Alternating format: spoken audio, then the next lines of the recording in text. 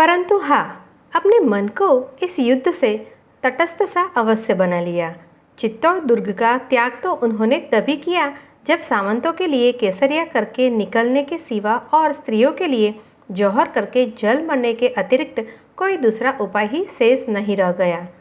उपरोक्त वीर नारी के वध के संवाद और उससे उत्पन्न शत्रु पक्ष के अंतर्विरोधी की चर्चा सम्राट अकबर के शिविर तक पहुँचे बिना नहीं रही।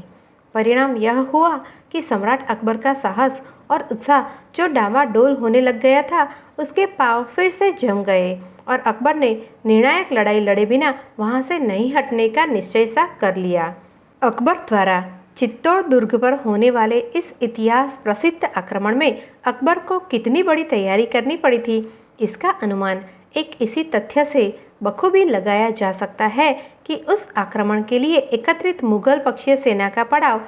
एंडोली ग्राम से लेकर बूसी तक पूरे 5 कोस के विस्तार में शिविर से अड़े शिविर के रूप में पड़ा था। राणा सांगा से युद्ध करके बाबर को जो अनुभव प्राप्त हुए थे, उनके लाभ उठाने में अकबर असावधान नहीं था। राणा सांगा के साथ पाठकों को स्मरण रहना चाहिए कि कर्णोवा के युद्ध के अवसर पर 80,000 घुड़सवारों की सेना थी।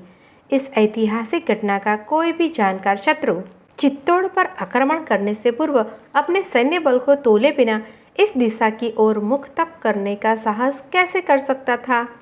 परंतु इधर मेवाड़ की दशा उसके नाम और यश की ख्याति के अनुपात में उतनी सबल और पुष्ट नहीं थी, हो भी कैसे सकती थी। इस आक्रमण से कुछ ही वर्ष पूर्व चित्तौड़ का दूसरा ऐतिहासिक साका होकर चुका था, जिसमें न केवल मेवाड़ के प्रत्युत राजस्थान भर के अन्य मेवाड़ सहायक नरेशों तक के योग्य और अनुभवी वीर योद्धा काम आ चुके थे। आज जो सामंत और सैनिक चित्तौड़ के ऐतिहासिक दुर्ग की स्वतंत्रता और यश गरिमा की रक्षा के निमित्त अपने प्राणों की आहुतियाँ देने के लिए उपस्थित थे, उनमें 99% वे ही युवक थे जो उस साके के समय या तो स्तनपान कर रहे थे या जो अपनी माताओं के गर्भों में पनप रहे थे। संतोष का विषय इतना ही था कि इन युवक क्षत्रिय सैनिकों में परिपक्व अनुभव का अभाव होते हुए भी उनकी नसों में बहने वाले रक्त में क्षत्रियोचित साहस, पराक्रम और जातीय अभिमान के निर्वाह में अपने प्राणों तक की होम देने की उत्सर्ग भावना में कोई कमी नहीं थी।